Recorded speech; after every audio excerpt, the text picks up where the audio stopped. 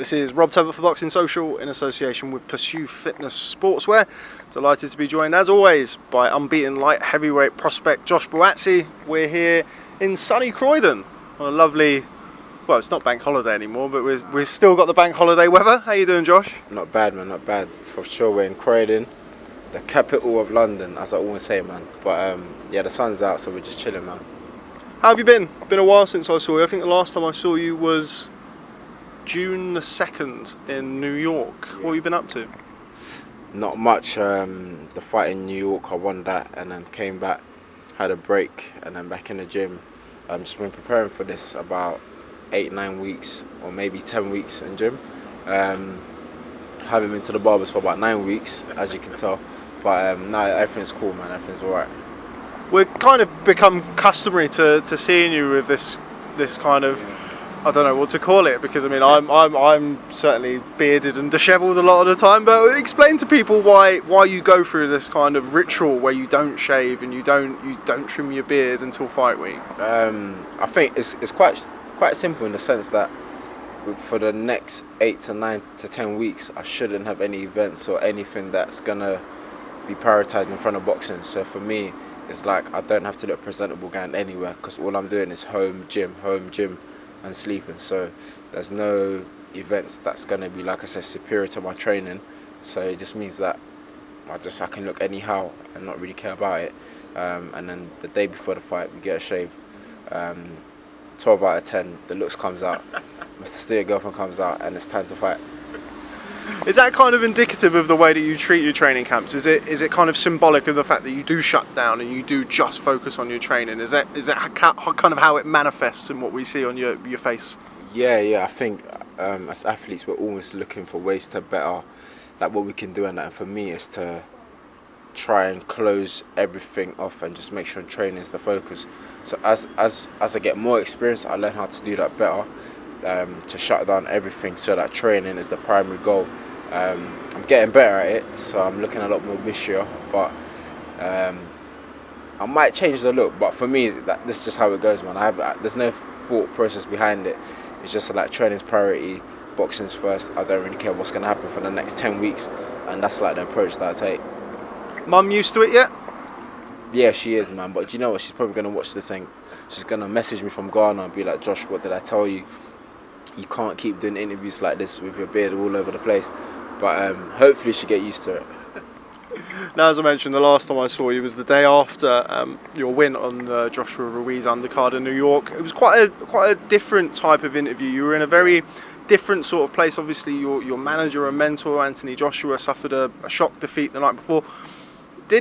Did that really not take the gloss off your own victory? But I know you were very down after that. Was it a little bit different than what you've become accustomed to?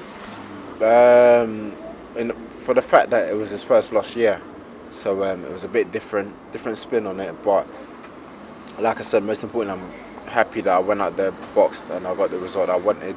But like I said, man, in that interview, he bounced back from it. So we're all just sitting back and waiting. The rematch has been announced, so we'll see how that goes. There's only one winner there for me, and that'll be Josh. But yeah, it was kind of like a different spin on it, but part of the experience, part of the journey. Now we'll come on to the rematch later on in the interview. As I've mentioned, Anthony Joshua, your manager, your mentor, somebody I know that you're very, very close with, and you've seen a lot of in Sheffield since that night. How is Joshua doing?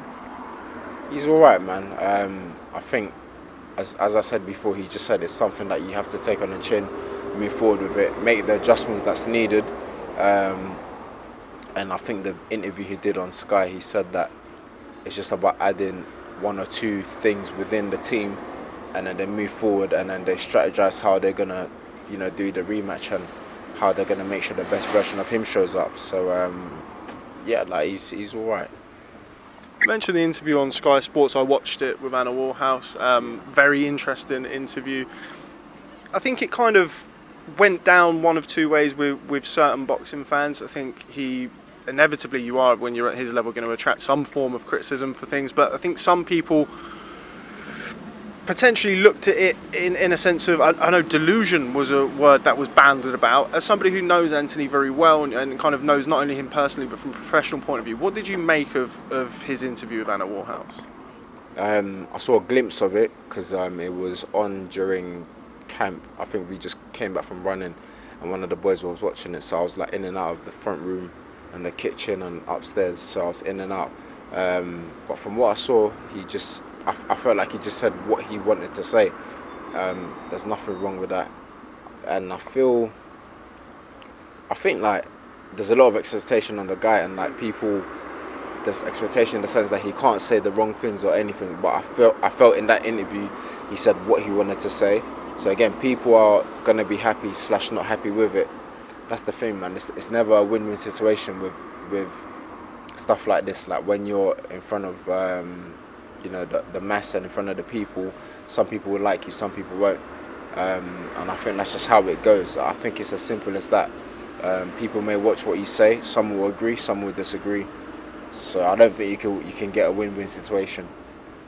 I think that's important to note, because I think the other part of it from the detractors were the people who were kind of refreshed, as it were, that he did say what he believed, he actually felt.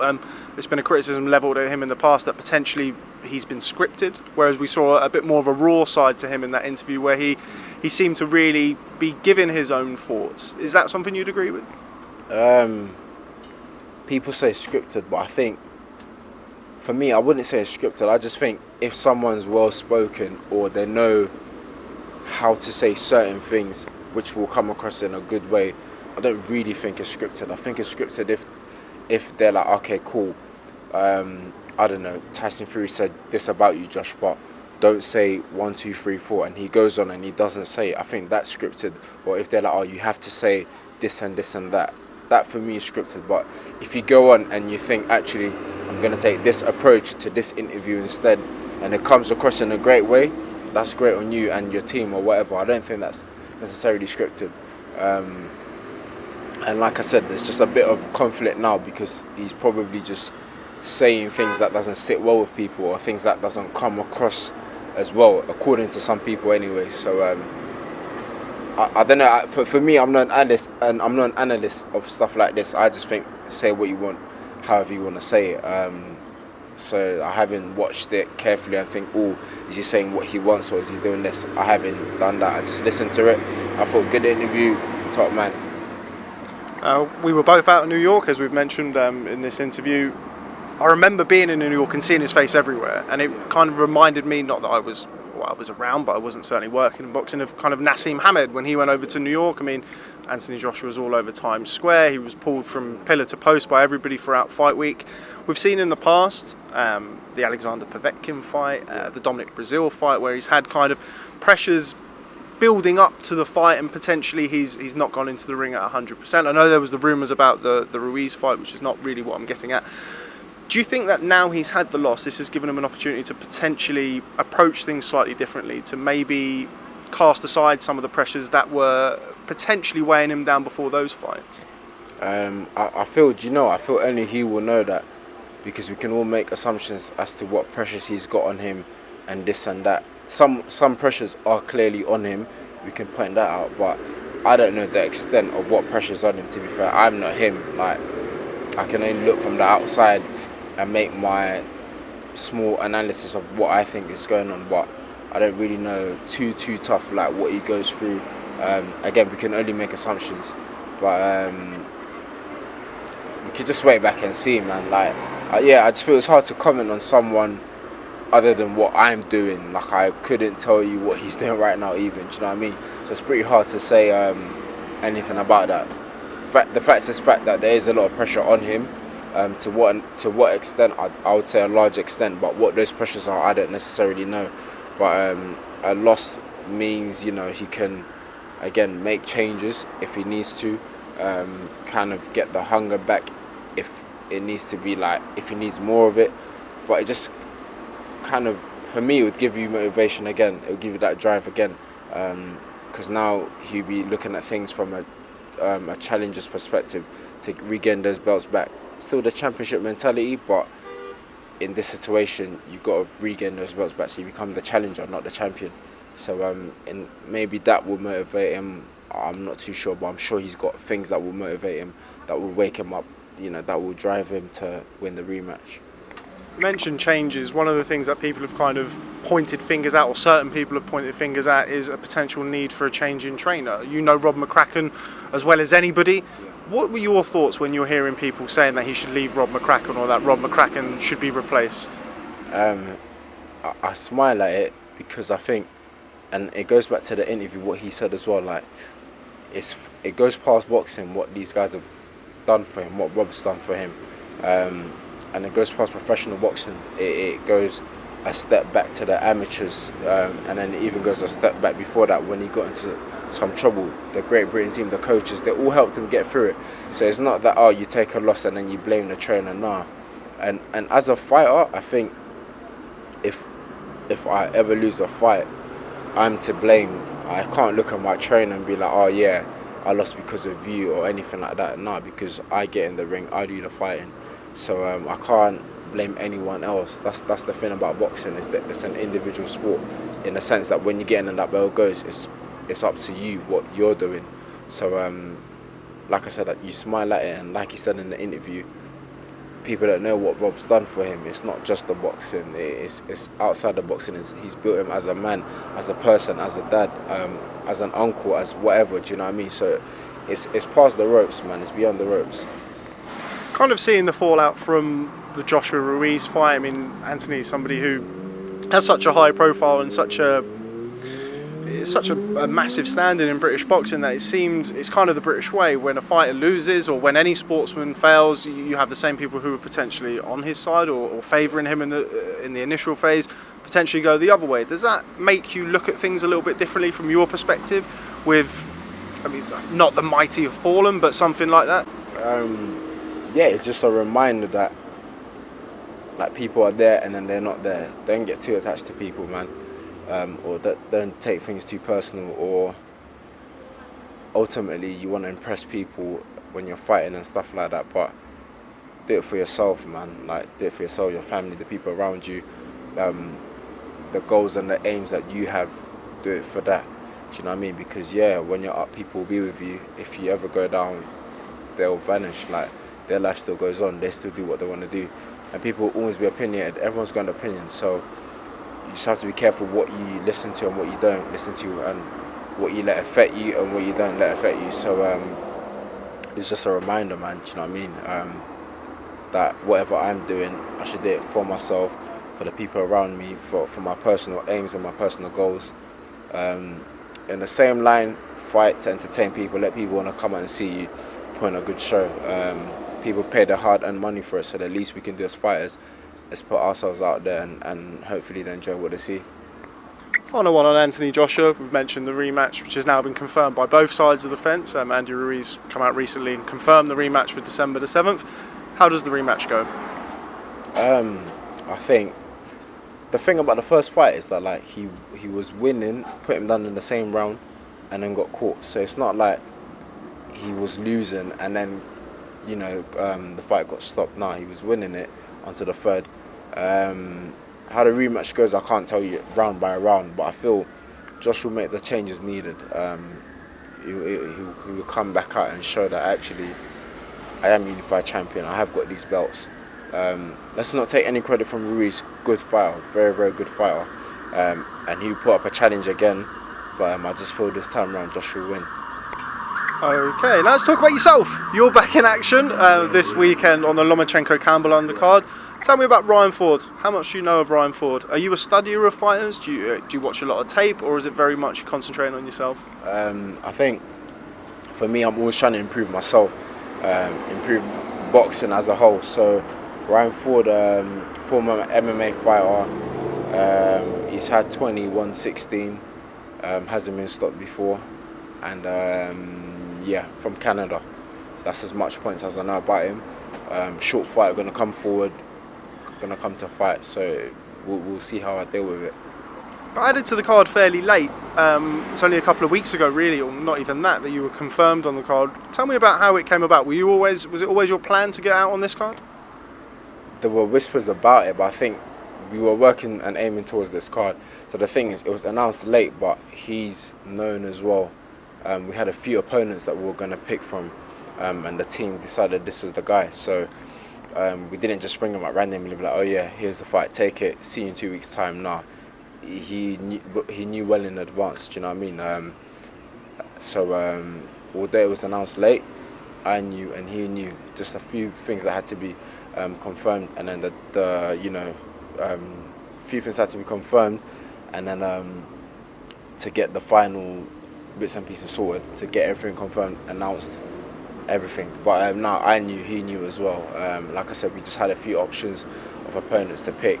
But I think when it's like that, you kind of lock people, not lock them in the contracts, but you let them know that you could possibly be fighting at this date, so you're not going to go have a fight next week because you could potentially fight in a month's time. So it's not like I said, we didn't just ring them up last minute, like, oh yeah, get on the plane and we'll see you in London in 2 weeks. No, that's not what happened.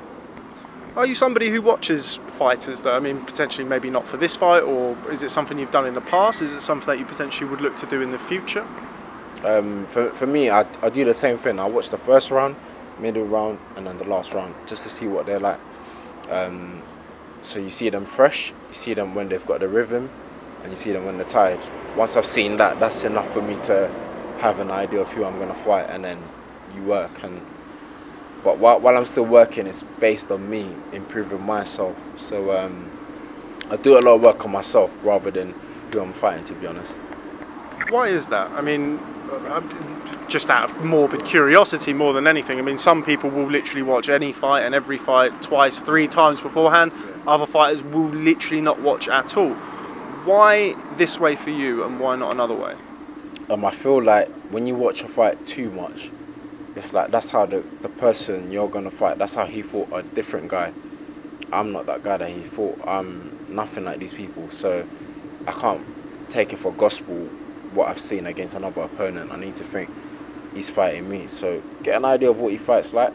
That's good enough. And then you prepare yourself and make sure you're improving in the areas that you need to improve in.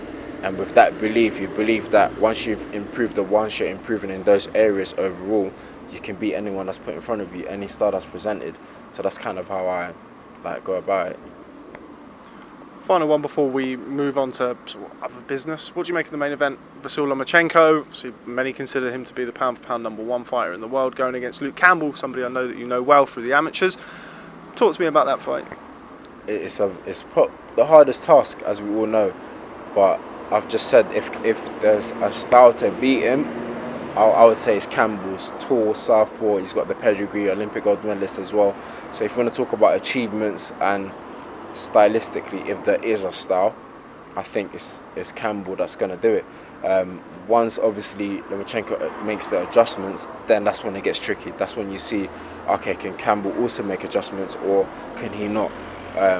As we know, Lomachenko, the most talented fighter on the planet, he will make the adjustments. So like I said, it's whether if Campbell could also make adjustments once Loma adapts to the style that he's presenting. And then that's when we'll really see who's going to kind of end up winning the fight. A fight that I want to get your opinion on, I know the fight that you watched this past weekend, Anthony Yarde, somebody who's been linked with you. Your kind of names have gone together for a large portion of both of your professional careers. Unsuccessful in his challenge for Sergei Kovalev's WBO light heavyweight title. I know you watched the fight. What did you think of it? Before I even start, big respect to Yarde, man. For me personally, I just wanted him to finish the fight on his feet. Very, very unfortunate that it got stopped in the 11th, but he gave a good account of himself. Went to Russia, wasn't outclassed like dramatically. Yeah, he got stopped in the later rounds after he gassed out, but before then he was losing the rounds, but he wasn't dramatically losing them. Had Kovalev hurt in the 8th as well, and he rolled the dice. He thought this was the round, and unfortunately Kovalev, the experience, the championship mentality came through, and they saw him through the fight, and he got the stoppage in the 11th. But can't take nothing away from Yarde, man. 100% respect. Didn't look outclassed like dramatically. Do you know what I mean? And for what he's got, he worked with it, and respect to him and his team. Did anything about the fight surprise you at all? I mean, a lot of people wrote Anthony Yarde offhand before going into the fight. As you say, he put up a very brave effort, came very close to getting the stoppage in the 8th round. Yeah. Did anything that you saw surprise you at the weekend? Not surprising, but I just wanted him to finish on his feet. So it's like, okay, cool, you gave a good account. Didn't get the decision, but you gave a good account, rather than it being stopped. And what was surprising was there wasn't any surprises. When the fight started in the first round, I said to my mate, he WhatsApped me, and I said, it's going to be a good fight, but Kovalev will die out after like 6 or 7. And he faded, and he messaged me, he's like, Josh, he's fading. I was like, I told you. And then Yarde obviously had him hurt in the 8th, and I was like, bro, he's possibly going to stop him in the next round. And then unfortunately he was too tired to do it. But credit to him, and credit to Kovalev as well. Like, he was hurt badly in the 8th, and he came back very strong in the 9th, the 10th, and to finish it in the 11th. People have always, well, not always, but people want to see you step up and want to see you fight sort of a higher calibre of opponent. It's more a testament to kind of, this is something that I've actually said to Anthony Yarde and Tunde in the past, is that because people want you to step up, it's not always a negative, it's a positive in a way. Yeah. Seeing Anthony Yarde, while putting on a good performance but ultimately coming up unsuccessful, does that make you kind of look at your own situation in the sense of, okay, I need X amount of more fights? Or do you look at it and say, okay, well, he stepped up and he was competing, maybe I can do that? Or is it kind of irrelevant to what you're doing? Doesn't even make me blink, not one bit. That's another man's journey. I can't look at other people's journey and then look at what I'm doing. And that's just in life in general. You can't watch other people and think, oh, they're doing it, so I should do it. Some points in life you have to benchmark, see what the standard is, and see how you're going to maneuver yourself. But that comparing yourself stuff, that's long. You don't do that. You don't do stuff like that, man. Everyone's got their own journey. Like, and I say to myself, like, in the amateurs, to get to the level that we got to, no one was dictating my career. The fans and the outside world weren't dictating my career, dictating what I was doing, who I fight, when I fight. No, it was done gradually. So by no means I don't blink or anything like that at all. It's a different fighter, different people, man. And if that's the pace they're moving at, that's good. But it doesn't by any means make me think, oh, I need to move faster, or I need to do this, I need to do that. Not one bit.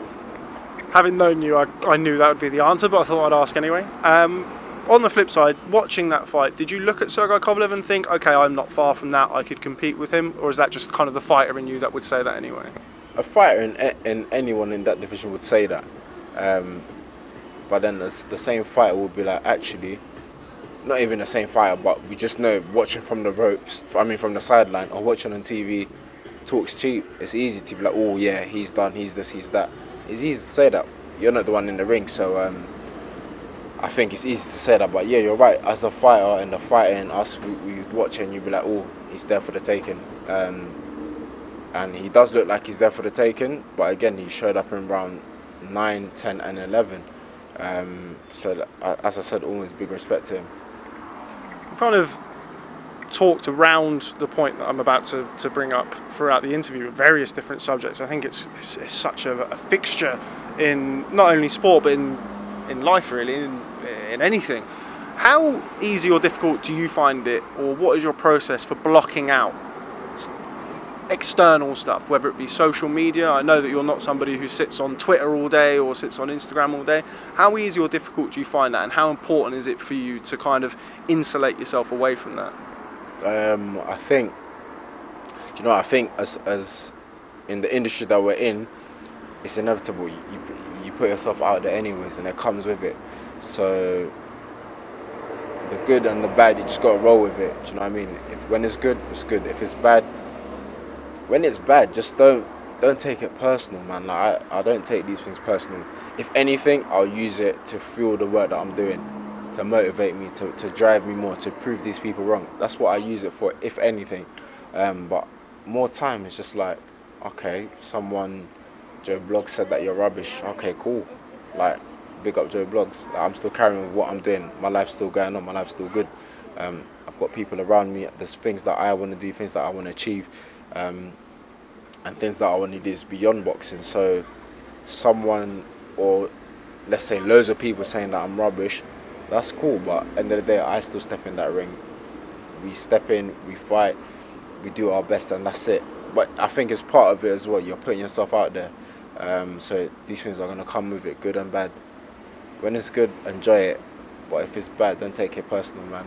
just like use other things just to block it out, whether it's your family, people around you. Like, don't take it to heart, man. Yeah. You mentioned the things that you want to do away from boxing or outside boxing. What are those things? To help, man. To help. That sounds really vague, but it is to help. I'm not gonna delve into how and what you do and stuff like that, but boxing should go beyond the individual. Like, it's a vehicle, and like it's bringing in.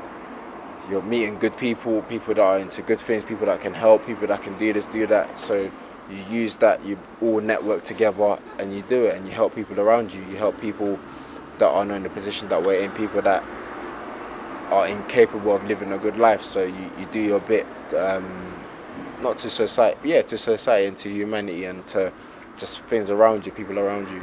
So it shouldn't all be kept. If you're successful, you shouldn't keep everything. You gotta like not spread your wings, but you gotta like let people around you and help those that you can help. Do you know what I mean? Not just hug everything. That's what I think, anyways. So, what's the plan for the rest of fight week? I've managed to grab you on one of the last day off that you've got before the media week starts. Yeah. What's the plan between now and then? We're sat with two of your younger cousins. Yeah, two of my younger cousins today. It's a day out, so kill some time with them. So we're doing this, and then this is their breakfast at Costa, and then I promised them we're gonna play some music. So basically, they're gonna DJ for God knows how long. I don't know what they're gonna play, but we're gonna do that. Then we're just gonna go to the shopping centre. I gotta pick up a few bits, get the car washed, just like normal things, kill time. And then I'm sparring tonight, so this will be my last sparring session before the fight. And then Wednesday media workout, Thursday the press, Friday weigh-in. So it's just like relaxing now, just reserving as much energy as you can. No, I asked that because I knew that you were sparring tonight. It's something that came up in New York. I remember it raised a few eyebrows for people who say that you spar so late in your camp. Yeah. You're right there. Yeah. Explain to people who maybe aren't as familiar with kind of the setup and why you spar on the Tuesday of fight week, whereas a lot of people have long since finished their sparring by this point. Yeah. For me, if I had a choice, I would probably spar like on a Thursday, rest Friday, box Saturday. But it's just to keep them, just to feel like, yeah, I am fighting. Because sitting about for the whole week without doing anything, for me personally, I don't like that. It doesn't work for me. Muscle memory, just let the body know that, yep, we're fighting soon. This is what we're going to do. It's not like an all-out war in sparring now. It's just, sometimes I might not even throw for the 6 rounds that I do. It's just little reactions, hand-eye coordination, just keep the body moving. It's nothing like heavy at all. No, it's just the final touches.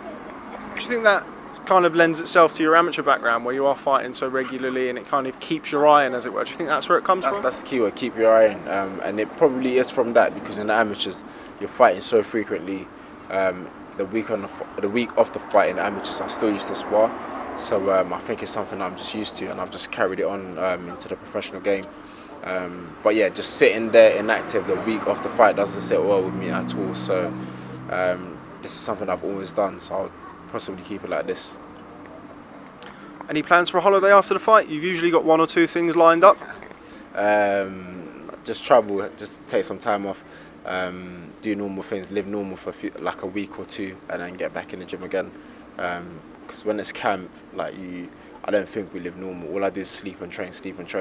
So which is quite boring, but it's got to be done. The boring things help when it's fight night. So I live normal for about a week or 2, spend some time with some people, and then get back on it. When you're in camp, I mean, I know you kind of eat, sleep, train, repeat, as it were. What do you do on your downtime? You're sleeping. You're thinking about how am I going to gain energy for the next session. Do you know what I mean? So you're not doing anything heavy. Like, you're just reserving energy so that you can train again. So it's quite repetitive and it's quite boring. But like I said, you got to do these boring things to win. Maybe take it up myself, Josh. Okay, well, Joshua Buatsi, as always, real pleasure catching up with you. Thanks for making some time for me in Boxing Social on the Tuesday. Look forward to seeing you in action, not only Saturday but tomorrow at the public workout. Thanks very much. Appreciate that. Thank you very much, man. Great. Thank you, Josh.